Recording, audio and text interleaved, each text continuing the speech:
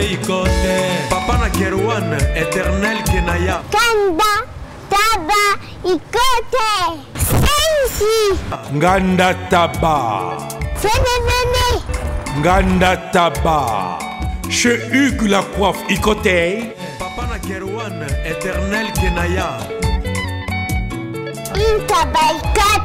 Au 174 avenue Aristide Briand, 93 320, les pavillons sous bois. À la petite porte à gauche, association Hugues Ikote.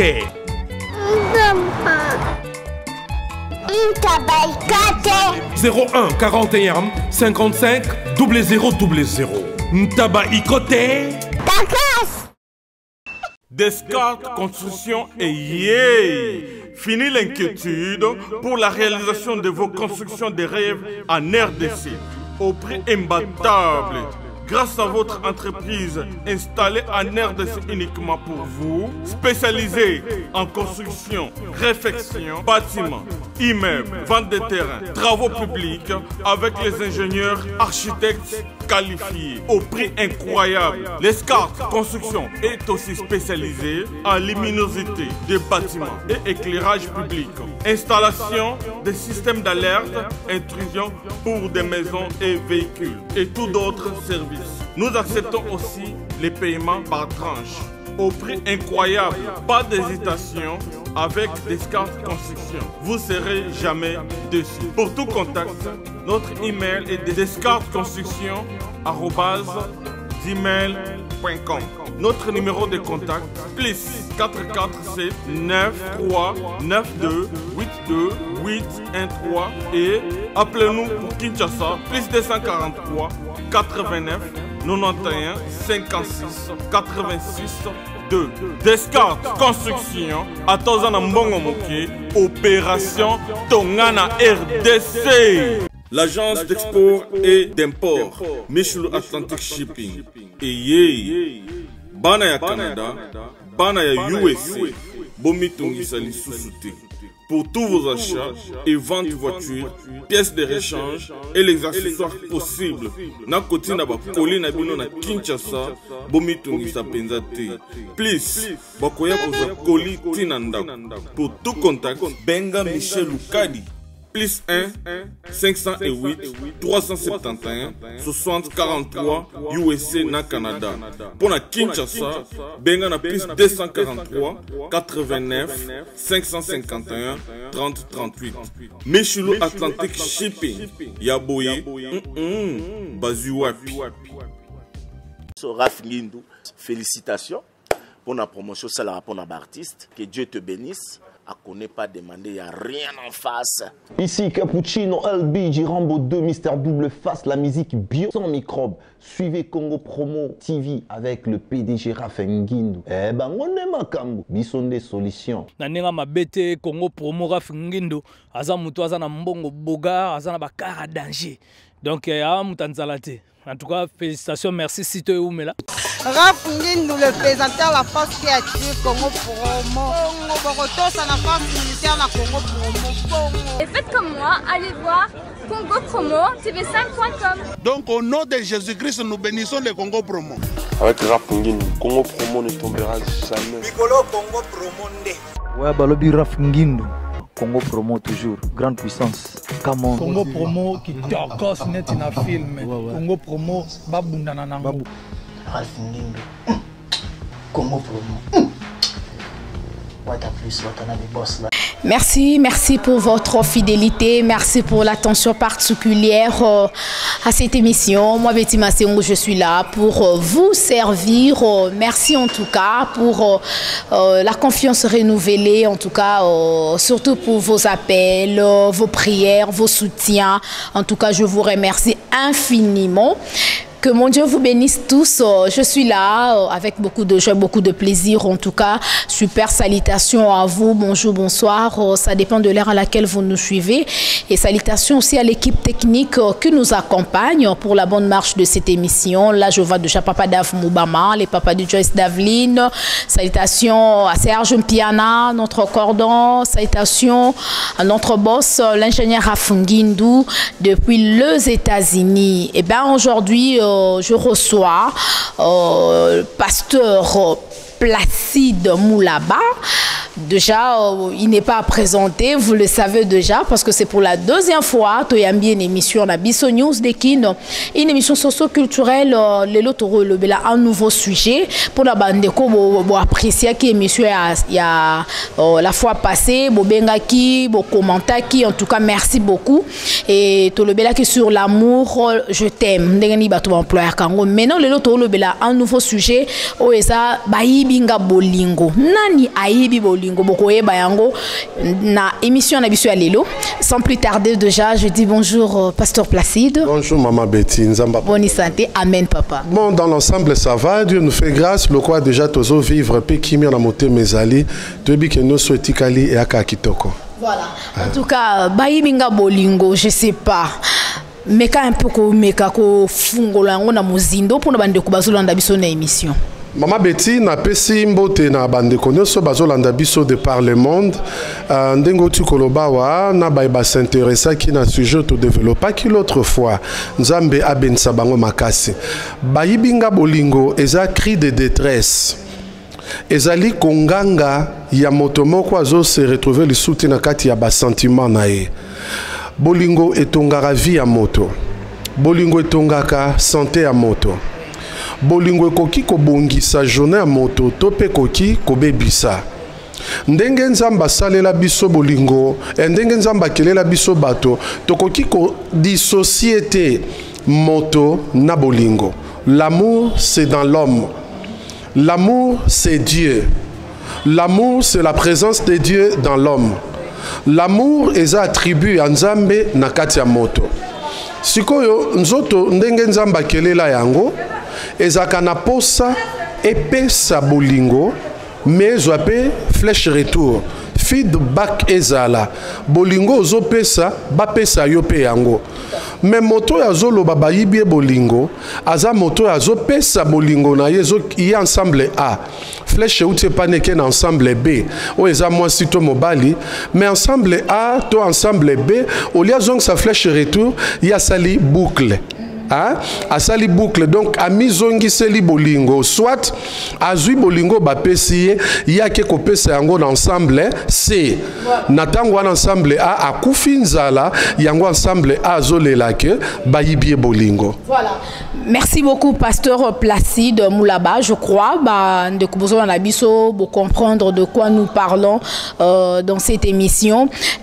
Na sujet na monsieur à la fois passée dès qu'on a posé une question au le bac sujet mobimba autre développer en émission ou à l'élo tant couple bazala qui non ensemble sans moi na bolingo za qui ma casse au monde que affection amour je t'aime ba bisou en nyons ba caresse ko s'embrasser en nyons au monde que na air même ya ba rapport sexuel intimité na bango ele ka toujours kitoko parce que bolingo za qui ma casse mais tant au ba na ba yé au moins que et déstabiliser un peu moi couple je sais pas bolingo ngo ekendaka et pas ya bana tundingini. Bon maman Betty mi bia bolingo basé belé ezala misusu baza réellement mi bia bolingo même ezala misusu c'est à tort que to benga bango mi bi ya bolingo na question ti kotuna c'est un constat où ezali vrai na ba foyer mingi soki bana bakomi kobotama bolingo ekiti ezomona lokola bana bayibi ba parents na bango bolingo. Or, potolo bakeba ba yibi bolingo na biso quelque part ezola kisake on a été mal préparé ou non préparé à devenir parents. Souvent nous préparons les gens à devenir mari ou épouse, mais rare o eza baka ya komona batu bavandisi bango pour les préparer à devenir parents. Landa bien même ba mission na biso belezo les katana ba réseaux sociaux oyoka que ça tourne quand on parle de l'amour, ça tourne tout autour de la sexualité. Or l'amour n'est pas que le sexe. L'amour c'est un ensemble. L'amour c'est un tout. Tant nabi c'est un ensemble, c'est un tout. Ngi koloba eza liboke oye sangi si ba élément et belé na kati. Na kati na ba élément wana sexualité eza. Mais ce n'est pas le seul élément. Batu mingi ba préparer bangote à devenir parents. Nandenge nini balakisa bangote que ceux qui mwasi alingi kozwa zemi, mwasi akomi na zemi eza na ndenge ya kovandela na ye, eza na ba caprice moko mwasi alakisaka, eza na comportement moko bosengeli ko éviter parce que l'enfant est affecté dans le ventre, surtout ceux qui maman na ya zoza l'affecté, maman za ko subir moi ba injustice moko, moi brutalité moko de la part ya papa, ça affecte l'enfant dans le ventre. Moi, dans ceux qui a botami, dans un comportement moko boya ko afficher, oye kozala pe ba la code MM13 et puis code MM14. Ngai kaka papa ngai. Papa bozo beti batama baku Bana yeto. Papa, nini ngoza ku yima boy. Kasela pe mombaka ngo. Yoko mo mumene yoko yo zibe service Ah on a zibe service. Tout le monde a ka servi. Et ko ngai. Ngai. Nani ngai kunzi yebisa kunzi ozala ki presse Lou tourne kokite puisque jibe service na janvier tozana kati ya Angola Brazzaville balali omoni kuzanga kuiba ezali liwe mubimbene na Brazzaville toza pelisusu wana jibe service bato ebele bazokufa pona ba agence agence ya si ne lop mobimba bato ibofani na France bozoko kende na Rennes bouti Lausanne boke na Rennes botie biloko na bino bozaka na Paris Rennes biloko wana nyonso toza kuya non papa aza mundele te congolais lokola ngai na ye jibe service papa baleka ka pe sérieux boy merci kosanga mwandam merci jibe service agence pas comme les autres. Igela coiffe ikote Papa na Kerouan éternel Kenaya. Espace de cérémonie chez Hugues la coiffe Icoté. Un cadre spécial pour vos cérémonies conviviales, pour vos retraits de deuil, matanga, fiançailles, baptême, anniversaire. Au 174 avenue Aristide Briand, le pavillon sous-bois, dans le 9-3. Référence Salon Hugues la coiffe Icoté. Votre réservation au 01 41 55 0000. Congo promo défaté. Bolandaka Congo promo pour ezolo la vérité. Avec Congo promo, it's not the same. C'est pas pareil. Rafigeto. Check. Conséquence, il y a Bamakambo Bandaki ko subir na libumu ya mama nae. On doit être préparé à ça. Nakangi parenthèse wana. Mais basengeli kolaksa batupe na tango ya kozela mwana. Koyeba ete za na changement moko se produisaka. Dans un début ceux qui mwana ye surtout pour les primipares. Kobotama kobobato baboti pour la première fois. Déséquilibre et kotaka. Pongi na bino e bando kata na butu parce que ebongi bo s'occuper na papa bo s'occuper na mwana. Et là on a suko ba papa ebele ba kokaka yango te. Tant yaza na besoin là à ronfler pour lobi très tôt na tongo esengela bima kende musala mwana zolela mingi oyoka papa zo sa mwana bima na mwana na salon ngana la pongi. Soit abandonner maman na chambre yemoko bimi na canapé na salon akekola la kuna. Maman siko soki amoni eloko wana zonga makasi amona neti papa ayiniye parce que yepe maman zaki préparer na eloko wana te. Qu'est-ce qui va se passer? Maman otala lobi mwana nanga za rejeté ngape na komi rejeté alors tikana s'attacher na mwana nanga makasi po yende bolingo nanga.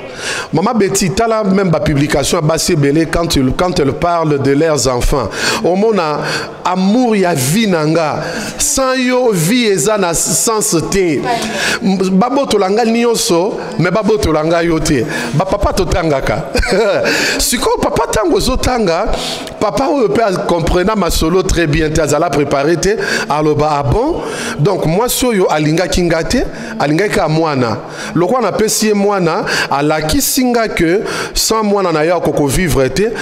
Donc na minute so yena mwana bakomi ba ennemi nanga bakomi ko combattre nga tata komi ko leki satan na mingi na libanda malam nanda kwa ya kaka po alala.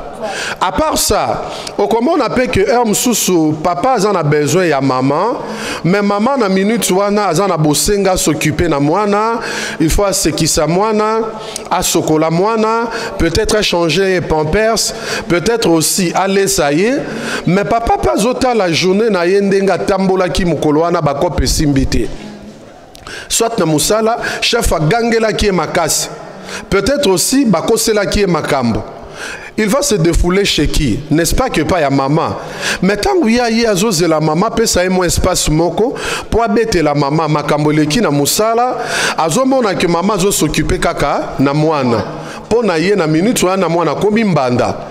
Nasina mona papa mususu so penza mwana kuye pembe na ye atindiki mwana. Na meka kolandela bango na masolo nzoka papa constata ki kake maman peut s'atteindre belé na mwana. Siko maman peut na ngambu ne ayebi ko faire la part des choses te. Malgré la venue de l'enfant, o eza une bénédiction na kati ya libota, yoko ki ko négliger molonga ni na yote. Okoki ko négliger été. Sikoyo, au monitant pe papa er mso akoti na chambre. Alobi bon sûrement maman soka sisi na mwana a Olanda ngai, mais maman zwingonga na ye nyoso na mwana, papa zo zelaya zo sana ba manœuvre, soki pe bana bazé belé. Asisi ko s'occuper na mwana ya mukie koleka, abandi ko s'occuper na ya bayaya, il faut apprêter bango, balala, il faut apprêter bango, ba souper. Ba papa ba ko supporter te ba papa zo supporter te pona papa zo mona ke bolingo ekiti mais effectivement pe ba maman mususu pona bango ba okiti sa bolingo réellement. Oyebi na mona basi mususu azoloba ngaza na besoin mobali pasteur pasambela pona ngala za besoin mobali ata soki a obala ngate meto bota na ekaka apesanga mwana. Déjà une telle femme, tant que engrossée, enceinte, n'est-ce pas que ba pas mobile. Lokola objectif na yeza mwana. Nyonso akoki kosala en attendant mwana ya et ozalango ka mascarade.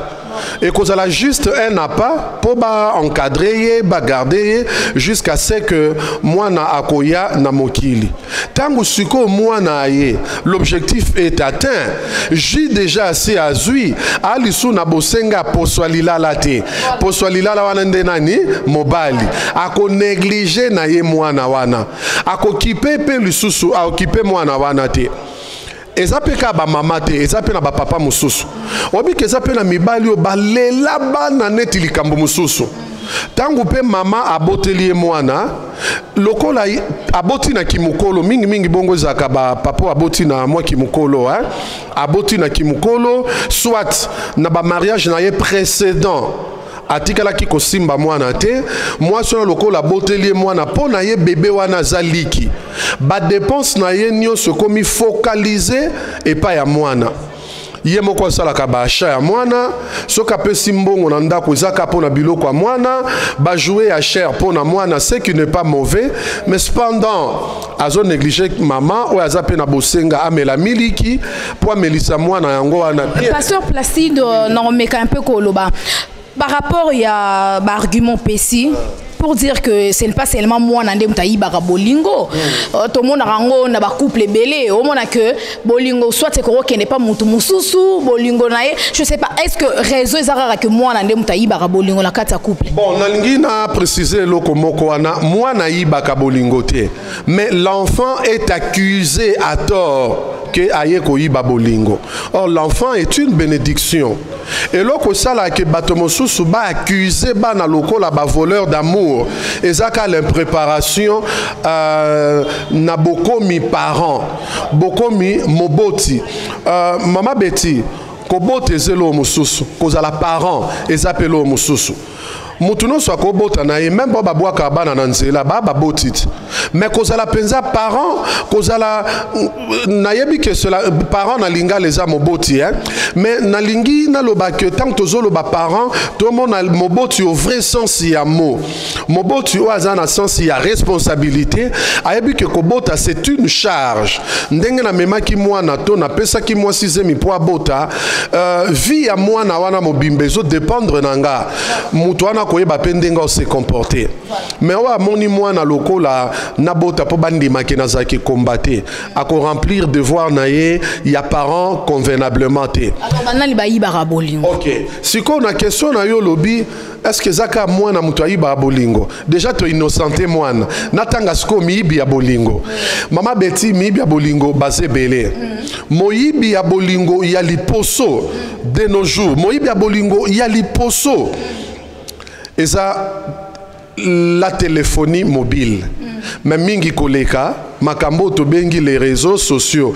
La téléphonie mobile tangweye na ba application ba option bazotie la biso et ça dit que ba réseaux sociaux yé. Et quand il s'est biso moins biloko ebele et créer les biso ba contact to ba relation na libanda mokili. Les autres comme kozwa ba relation kotise ba relation au-delà il y a limite il y a ba frontière na biso, il y a ba quartier, il y a ba avenue, il y a ba pays na biso etc. Alors, ezo sala que baninga wana mingi bazozwa biso pétan otokoki kopesa na basi to na mibali na biso. Parce que toi tu as pasteur Placide d'émission boyazo sala, to Mama Betty oza déjà na batu bazolo en émission na yo basé belé. Oye sengi ba komela yo ba osala ba suggestion, bazo féliciter yo. Quelque part oza soumise na règle ya politesse, pe ya bonne manière de savoir vivre. Oye zolo bana yo qui compte écrit comme ça. Tu dois répondre. Siko yo temps na yo et komi partager. Soki siko yo yo moko na partage ya temps wana. Obosani que oza marié. Obosani que oza mama ya mwana na biso kitoko na moni awa accompagner biso félicitations à Nzamba Pierre no mwana kitoko. Na moni que papa Dave aza pur. Yo poza pur makila bino boti mwana beauté makasi mwana na makambo Nzambe na munoko et pe sameli mutunyo sauter. Vraiment c'est une grâce hein. Alors, Zouate, na couple baninga, ba pambolami. Alors, mes amis, j'étais en train de dire, ceux qui sont comme Mama Betty Abiko faire la part des choses té. Tokolo bake, ba réseaux sociaux, téléphone et ibi bolingo. Tozomona lelo nanda ku mama connecté, papa connecté, et msusu bano amiki bako se la téléphone té, to abandonner bango na triste sort na bango. Étant abandonné, na triste sort na bango, et l'autre est occupé bango ya msweza la télévision. Si ko lokola la minute on a toza concentré makasi na ko répondre na ba correspondant na biso, to isolé bana, moyen to landela ba programme na bango na télé ezate. Moyen peut to landela ba programme na bango na téléphone ezate. D'où bana bazo tomber ba victime ya otozo benga l'hypersexualisation. L'hypersexualisation ou bien la sexualisation précoce. Et ça, c'est synonyme. Et là, ici, boye kolisi mwana makambo ya bosangi sinzoto na bolenge makasi. Bosale li mwana lokol instrument ya plaisir sexuel na bolenge makasi. Botindi ki mwana na mambi matali bosangi sinzoto na bolenge makasi. Après, nous allons condamner ces enfants. Or, bison de to abandonner bango. To ebi bison nyonso que la nature a horreur du vide. Ceux qui vivent des ouami nature à koluka ko combler ango autrement. Les enfants abandonnés à leur triste sort, nature est ko proposer bango, makambo est ko occuper bango na tanwana. Mais malheureusement, mingi nature est au fracas comme information parce que ils a contrôlé té, parce que ils a traité té et bébisak. Oyo zan mutu presse. Na presse mingi na journaliste bozolo bake information soko yango avant au livrer yango, il faut traiter yango. Traitement les aponanine. Olongola ono sokoki ko vexer baninga, ono sokoki ko toucher ba sensibilité ya bato. Ndenge mo pe na bana. To on a besoin pe sa bango ba programme ko toucher sensibilité na bangote. Ou ko détruire avenir na bangote. À part les réseaux sociaux, tozana bengi mass media, ils ont englobé makambo belé na kati, tozana télé, tozana radio, tozana même yango mo pe ba réseaux sociaux koti na kati, maintenant lobela likambo ya télé. La télé na ba série télévision ba pesi biso lelo. moi si ako vandela yo série télévisée alongwe nango na chaîne oyo alandi yango na chaîne oyo alongwe kuna landi yango na chaîne oyo ayebite que elle doit s'occuper des enfants, elle doit s'occuper na mobali na ye, elle doit s'occuper na makambo ya nzambe, elle doit s'occuper na profession na ye, parce que même ce que nous faisons déjà dans notre profession, quelque part nous sommes appelés à développer yango, nous sommes appelés à se spécialiser. Le monde d'aujourd'hui ils ont sa chance moins na ba généraliste, monde ya lelo ils na bosenga ya ba spécialiste. Siko pour te spécialiser il faut zamutomi pesi na ba recherche patati patata na ba connexion na baninga na yo ya domaine o bakoki ko aider o se cultiver makasi. Moi, c'est sur la série télévisée, on a apprendre sur comment faire l'amour, et tout consort. Disons-nous la vérité en face. Balobi, ba série télévisée, ezo matisa bolingo. Ngano loba oui, mais non loba pe non. Oui, pourquoi? Pour na moto yaza mature. Azana moi makambo ya malonga koki ko soutirer na kati ya ba série télévisée ou koki ko aider. Mais mingi ezo déformé pe ezo déformé banani moto yo tangu azota la série télévisée au lieu que attirer ba leçon et koki ko aider bango na bolingo na bango yesu ko ya zui acteur to actrice ya cinéma abandi ko luka ko copier totalement to ko exiger na compagne na ye na compagnon na ye na partenaire na ye à se comporter textuellement lokola acteur wana en Hollywood, lokola acteur wana ya novelas, lokola acteur wana ya ba télé dramatique ndenge na ndenge otozomona, oubliant que na kati ya tournage ya film makambo belé kotaka en compte. D'abord script azali o ya na histoire wana komi yango bavandi te ko étudier histoire wana metteur en scène azali réalisateur azali bako kamata sikoyo oyo script akomi wana bakabole libino ba rôle batali nana koki ko incarner rôle oyo moi bien ba meki yo soki esimbite bazui mususu dongi koloba que c'est que l'acteur l'a fait eza nature na yete c'est un rôle au bapesiye à incarner peut-être nanda kunaye azaka bongote peut-être na bolingo na ye azape bongote na kati ya ba film wana il y a trop de romances oyo que soki oke mususu na vie conjugale na bango na vie courante na bango ba se comporter ndenge wana te sikoyo yo bandi ko exiger que papa Dave ngabo nazo exiger mama Tebe à se comporter kaka ndenge muta film na zo sala na ko déformer nature ya moto tozala kanaye et loko wana même esali okopesa nzela si possible na fongola mukie après na kanga rapidement likamba ba film pornographique bamemi biso na makamba ba film pornographique ndeko mwasi moko na bandeko solana lobi pasteur de nos jours ba caresse batir langue za lisusu ndenge za kakalate mobali mususu to mwasi omona ya zozo lolemo na ye mobimba adindisi na kati ya monoko na yo mais lelo ekoma ebongi nde bozo lolemo na bino mibale bozo palolana caresse comme osala na kosala mabongo nana sali nango loi eza film oya moni na film alobi to me ma correction ndenge biso to sala keza kitoko te oyo l'industrie cinématographique eza ko offrir biso yango ndeza bongo et même si ma balle belé côté si même infidélité si qu'on a film pornographique wana bato bakoti si likambo ya pipe bato bakoti si likambo ya cave. Or la sexualité ou l'amour quelque part est à la capé sujet il y a culture disons na lo bango autrement et subit ça ka influence il y a culture na biso il y a éducation tozwa il y a croyance na biso pe ya ba milieu to évoluer makambo to kuta na yango na bomoi na biso maintenant ce qui religion ya moto ezo pesa yenzela te ya kosalela ba pratique mususu yo siko lokolo talaki yango na télévision ozo obligé moninga sala kaka bongo okotinda ye asala amour malgré ye Amour wane kozala automatique te. Ezalate quelque chose qui vient d'elle ou de lui.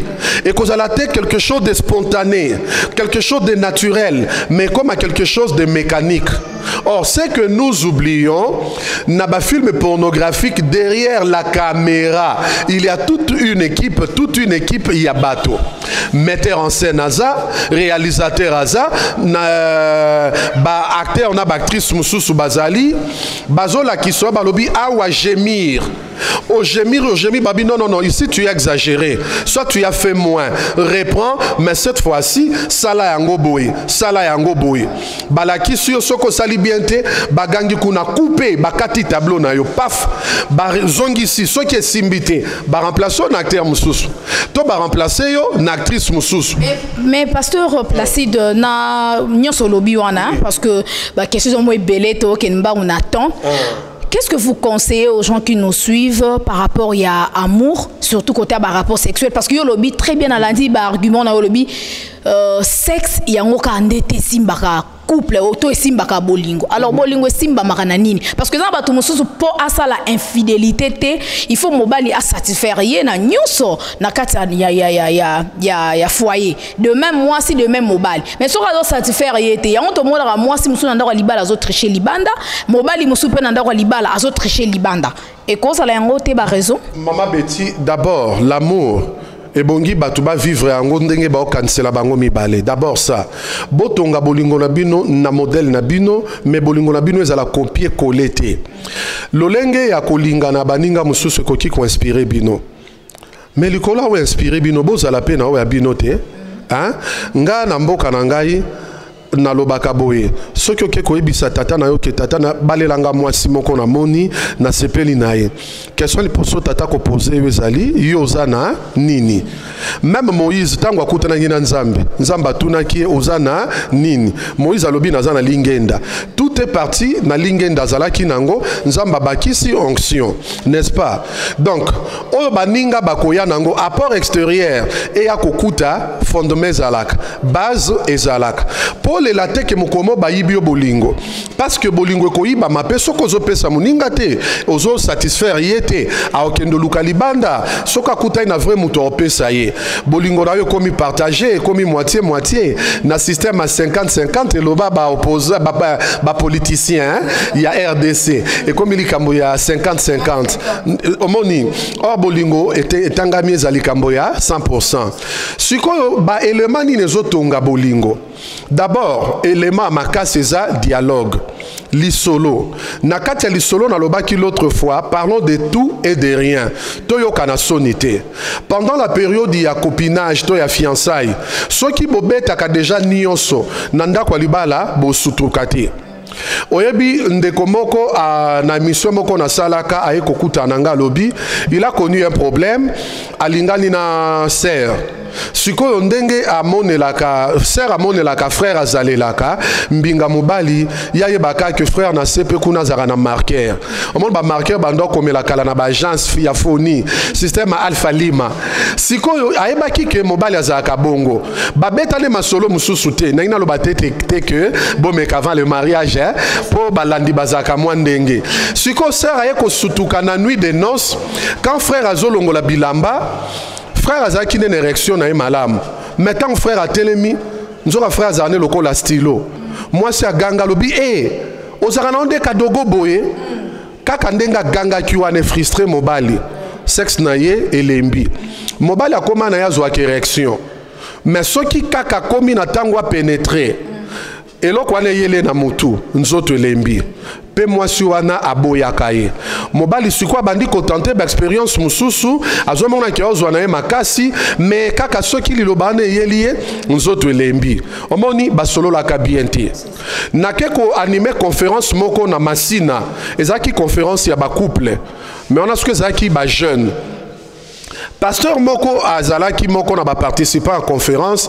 À débat à l'obi pasteur Placide nana couple Moko na encadrak. Ezape couple ba pasteur. Ni ne komeli bango. Pasteur a 8 sœurs fiancées. Ba solo la kana ba limite. Makamsu ba lo bana raté. Mais à mon sœur tolo na eza développé le quoi mon moi suis assez à coli. Na nuit de noces.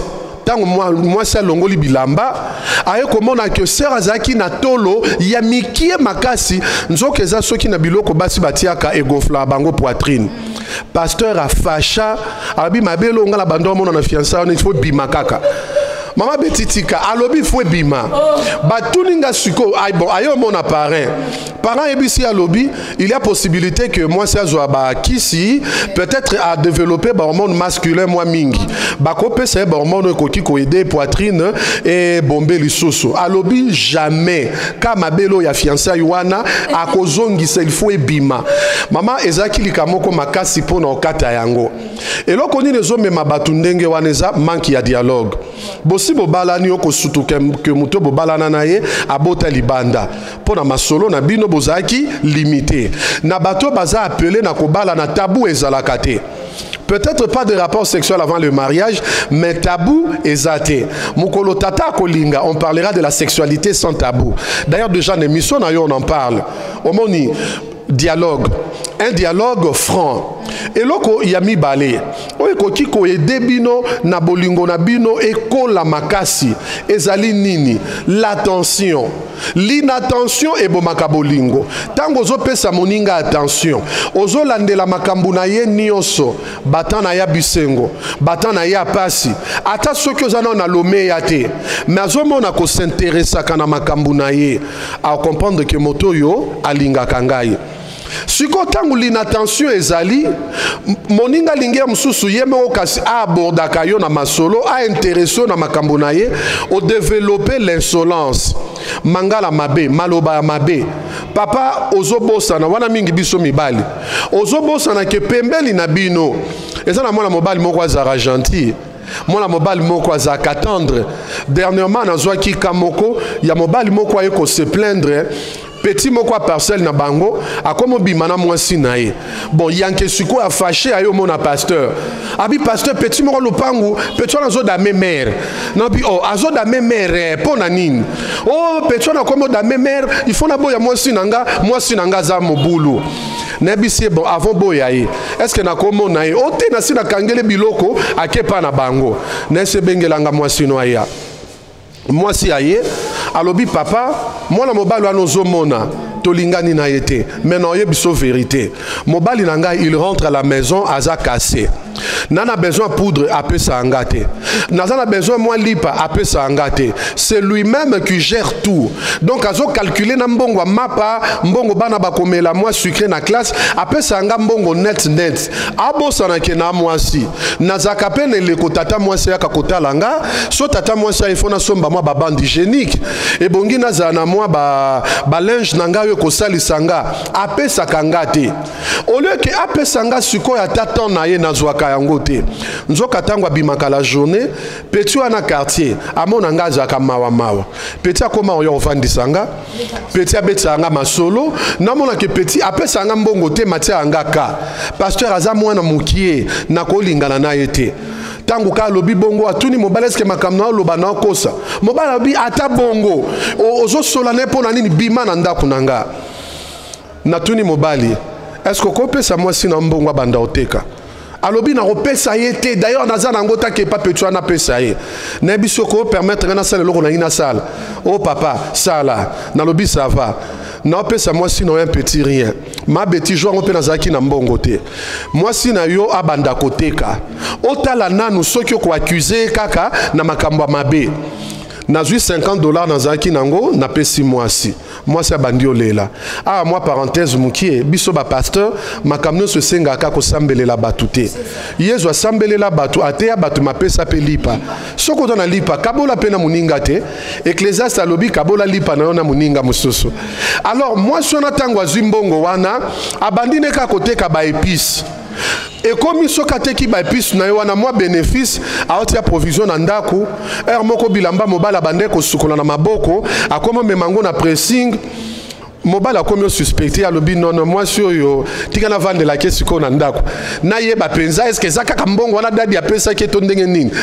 tango akomi kovana ndako bolingo ebandi komata naye kokuta na bango jour mosusu na nzela baotamba basimba na loboko mobali azoseka amoni kaka akatani na koseka naye so nabi oboye lisusu te alobi te papa na comprendre ke ezalaki démon pesa mwasi na yo attention mwasi pesa mobali pe attention na kati na attention elakisi satisfaire pe babesoin élémentaire ya molongani na yo moi vernis hein? Moi rouge à lèvres wana moi poudre elongi bima mwete mwete libanda ya wana ba éloge esala ape kitoko ondima mobali ondima mwasi kumisaka pe muninga oyebi surtout basi lelo botika na kotela nanu basi mama eza neloko eleki te koyebisa mwasi koza kitoko olati bien soki yo lobi te mwasi wa bando tuna tala nanu ebimi ndenge nini est-ce que na bongi te oyebisi eko bongi akendo tuna bana akotuna pata voisine bokanga na ndako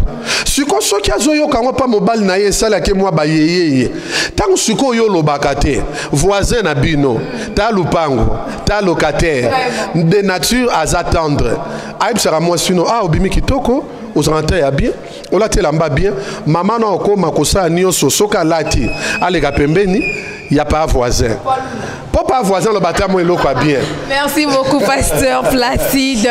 Je pense bien sujet nabiso CP Sabatunyo soazolo nabiso. Donc awa pasteur aloba kaka sur l'amour.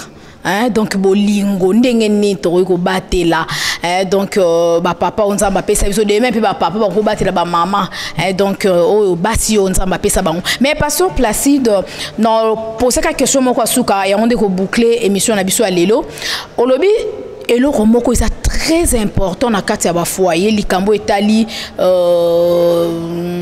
sexualité likambo etali ba rapport sexuel to mona rango mingi eza ba genre basi mosusu o balinga rapé ba biloko wana trop il faut qu'on se le dise mais mona sou papa koto na pena ya tarango kate mais apena mibali mosusu balinga ngo trop mais ba maman pe koto ba tarango kate mais siko na mutu oyo neti boza ba nde opesi exemple neti ya couple wana bazaki no ba fiancé bazaki na ki fiançailles ba yeba na kinzoto te mais e ko arriver que ba balani ba yeba na nzoto ba monisco mobali na défaut so conseil ni européen na couple modèle on a po basé belé en bolanda biso pe mabale kufa bango ba osani ba ko divorcer à peine même il y a mariage il y a voilà il y a un autre mobile net une autre mobile à ko divorcer à peine même ba utu ko bala na to solution ni openza yo proposer na ba couple bon maman Bettina c'est qui sont moi mukie hein pour na répondre bien à la question wana question na yo ezongi singa il moi likambo na yo kaki lelo ba fille ebele ba koma na ba tester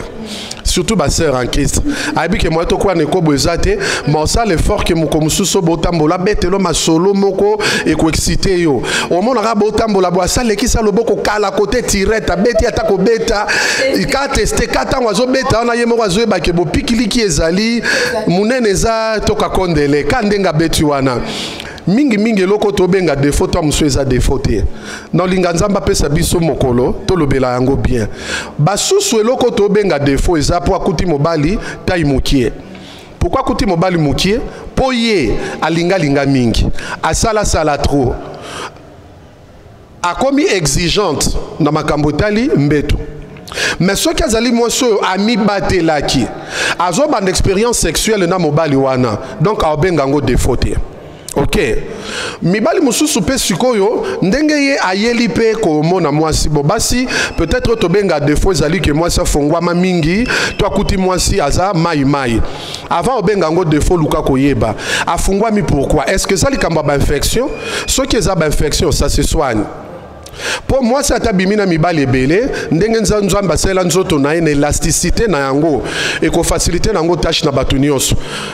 Que dirons-nous alors na basio bazala ke na musapia pamba a jouir na musapina peni ni nezala munene donc eza pe débat mususu mes amis moi si mususu afongwa mi eza défaut mais ça na problème il y a hémorroïde bon lukana ko yebe loko yo to bengi défaut eza dû na nini eza causé na nini il y a possibilité que to soigner yango peut-être mo et pas mobali nzoto na ye eza makaste à côté les ma moi faiblesse sexuelle est-ce que eza faiblesse sexuelle il y a maladie est-ce que eza faiblesse sexuelle, il y a stress. Est-ce que ça, faiblesse sexuelle, il y a, on appelle ça comment? Quelqu'un qui est un peu timide. Pour le bine bandeli. Moussousou ne bandeli aza un peu timide. Éducation koleli nango a mesana te mwasi. Amona bolumbu na ye. Si quoi bandola sa bolumbu na ye pas moi na bato et moi benga moi na bato. C'est tout à fait normal que ne bandeli moi ko lemba lemba. Mais au fil du temps, nkuma ekoya. Et koya. Donc là, il y a à manger et à boire. Hein? Avant de lever la défaut. Ben, pour y avoir défaut, ceux qui est ali et les kanama solo. Frère, moi, quand je bando solo na fiancé naie, parce que solo ka sans tabou, fiancé abi chéri. Au moins soto balani, moi je suis du genre, il y a bas sur ceux qui atteignent orgasme. Toi, excité ma kasi. Bon, moi, ça benga qui ont suba. Alors, na secret takapenzo, mon sécrétion na quantité belé et matakapenza neti masuba. Donc moi aussi à se dévoiler. Aza mobali o bobala nanaye. Mobali on appelle ça mobali peut yeba que moi si aza moi si bobala nanaye. Dévoile-toi pour na ko faciliter tâche na moninga. Na ko chuter na réponse na ko paraphraser. Ami moko pasteur alobaki abingala ayalinga osa mingi cure d'âme ya baluba ya ba bangala ke ya ba Congo. Na tune pona nini. Abi ba Congo mingi bon na eza na ndenga mabete bozo na ndenga mabete Congo basilikate ngamo pe na mu Congo na mu Luba na mu Swahili na mu Ngala bref na congolais alobi kurda ma ba Congo mingi. Et ça, il faut poser ma question belé pour otindaye à l'obeloko yo linga ki oyeba. Mais munga lavo bando poser ma question yemro déjà zo banabo pété. Ami lobeli nio soit facilité aux tâches. Donc en matière il y a dialogue na bolingo, to se comporter ata loko la bangala. Yomoko dévoile-toi. Yomoko loba o yo lingaka, loba ndengo zalaka, tout na pe moninga ndenga zalaka. Et au sala ke boza la surprise nanda kwa libala. Ce qui surprise et kozala, c'est que hypocrisie est zalaki. Mais ce qui surprise et kozala, bon surprise agréable, désagréable hein, et ozala minimisable et kozala moutier. Parce qu'on a couple aux surprises désagréables comme el bango, manque il y a dialogue tant bazaki na ki fiançailles, manque le quoi on est ko respecter nzambe, ba le bi que to romona nanzo to teto to sakarande basai nanzo boté arabiso tina mariage. Parce que ba comme na mariage, ba kuta na surprise désagréable. Au conseil bon basani. Ba divorcer. Non, conseil. Ba luka nzambe to basani po ba kawane zebele. Ba se soigner. Ça dépend d'abord, il y a surprise désagréable. Baluka, qu'on se soigner. Avec l'évolution, il y a technologie. Ceux qui nous autres mobile et l'équipe mounene, il y a possibilité que ba aider et moi taïmo quoi bien qui t'a moukié. Ceux qui zappé moukié, bakoki ko aider. Moukié, moukousse, bakoki ko aider. En passant nangina loba, neti mobile aza sexe moukousse, moukié. Il est conseillé bas sport mi balé, mingi mingi. Basket na natation. Soko beta basketball, basketball hein. Pour bilo on a le bango moi kala, boteninga rigueur te. Sozo beta basket, tozo ça la natation. L'expérience démontre que ba sala ka sport wana efungola nzoto. Nzoto nyoso. Efungola ka likolote efungola pe na se pona mibali. Il est conseillé na bato mususu o ba sali moi ba recherche balobi mobali moko na makambo ekoki ko edeye peni na ye ya mulai. Efungwa meza ala taka sous-vêtement mingi mingi te. Ala taka mingi mingi te. Omoni et ko aider à fongwama bon waneza ba fruit à recherche les expériences personnelles té pona kolobaka ke côté kuna ça se soigne so kité ezana bilia oyo mutu akoki kolie ko fongole nzoto toke na bande ko basi ndeko moi si soki côté kuna ezo simba penza bien te omoni ya mso aza trop kokauka afongwa mi penza moi malamu te ngane bineti chez les Kassaïens ezana moi ba pousser mso so côté na poto komela na sucré amélie et ça lycée côté kuna moi ba l'œuvre s'est développée tout angoisé excité clitoris na s'est développé et ko aider bino donc question ne bombi moi makambo belé na kati peut-être il fallait que tout na ba détail défaut loko la nini mais oyo mingi biso totangaka est réparable. Ce qui n'a bato et simbité likolo kuna mutu azalaka kombone Jova Rafa et pas bolingo eza soki boluki a ma guérison. Voilà, merci beaucoup Pasteur Placide, c'est bien répondu. Nous sommes déjà à la fin de notre émission. J'ose croire que numéro, il y a Pasteur Placide Moulaba est affiché. Et puis, après, ça m'a dit que on a un problème, ils ont foyer, couple, ils ont tungisa bolingo na yo et ça même boba célibataire oza na mbara de choix oui ba te choix orosala ndenge ni mobali no za ndenge ni mwasi no za ndenge ni Pasteur Placide azawana akoedo na ba conseil akoedo pe na ba prière en tant qu'un homme de Dieu, un serviteur de Dieu akoedo et puis au monique nzamba rosala ongolu rosala na foyer moko vraiment heureux, foyer moko vraiment joyeux. Voilà, pasteur, nous sommes à la fin pour boucler notre sujet. Je pense bah sujet mususu au koti vraiment na mozino mais fungo lango na émission prochaine pour la émission à lelo bato balandi biso ba retenir nini et puis quelques conseils na ba foyer o lelo bazana ba problème bolingo na bango ba yiba yango bolingo zo tambola susu bien te likolo ya ba problème ebele na kata ba foyer o ebisi bango nini na koloba nanu boye bana ba yiba ka bolingo te ba parents to ba ko faire la part des choses tangwa bana ezali tangwa papa ezali tangwa mama ezali et ko sala kitoko soki to sangani to yebi ko respecter ta moto na moto na kati ya libota to sala triangle moko ya kitoko na ba o mosusu basi babalani me bake kokuta mwa bambeba ezali bozala pressé te ya kokabwana avec l'amour il y a possibilité que changement ekota à votre niveau ceux qui vont réussir te bo contacter bato bakoki ko aider bino ceux qui osa convaincu pe que o pousse na pembe na Pasteur Placide pour une orientation okoki ko solana ngai na plus 243 81 603 11 16. Je réponds. Plus 243 81 603 11 16. Topé na compte Facebook nangai na Placide Moulaba. Obetika Placide Moulaba au mon nanga na bimiwan.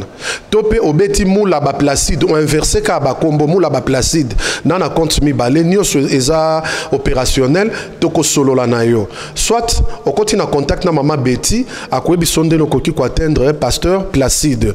Et pas yo elekeli bino mayele nzamba zali akoki ko salisa bino. Ce qui est mission o epambola kiyo. Loba merci et pas Nzambe. Ce qui est mission et pambola kio soutenir yango. Soutenir Mama Betty Oazali koyambaka biso apotope sabino makambo ya kitoko. Mama Betty, merci pour l'invitation. Nzamba pambolo abakselo susu mayele ebele mbote na balandinioso mais spécialement na pesi mbote na papa Dave. Nzamba pambole mobali kitoko ya Mama Betty pe mwana nanga Joël oya tamboli nanga Nzambe apambolae. Bamula banioso na sena moi soyez bénis. Petite sœur nanga Muzi Burton na France Kuna Nzambe apambola yo musana yo ekende de l'avant. Merci beaucoup, Pasteur Placide Moulaba. En tout cas, que Dieu vous bénisse aussi. Nous sommes vraiment très bénis. Hein? Donc, à chaque fois, on passage, nayo, batou, bazalara vraiment béni, bazalaka édifié. Naba matea o pesarabango, ils sera vraiment ba leçon. Oyo to esarabino que na émission moko to kwa aussi sangote à chaque fois. Naba émission mususu to banda ozwa ba volume ou ba série. Donc, il y a ba sujet ébélé avec l'homme de Dieu, le Pasteur Placide Moulaba.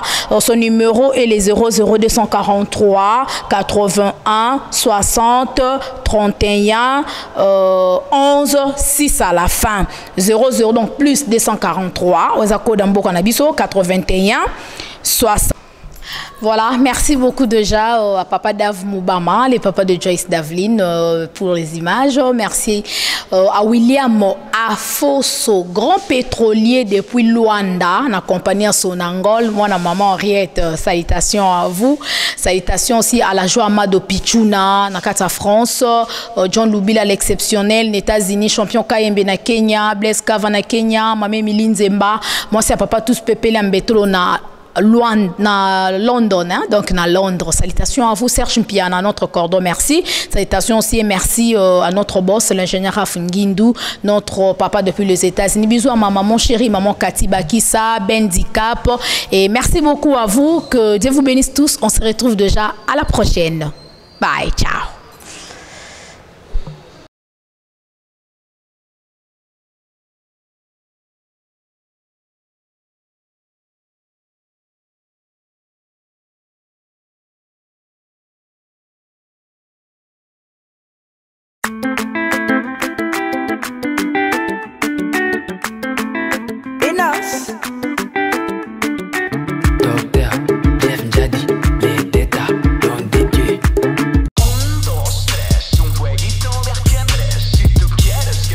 Bonjour à tous, vous êtes sur Congo Promo.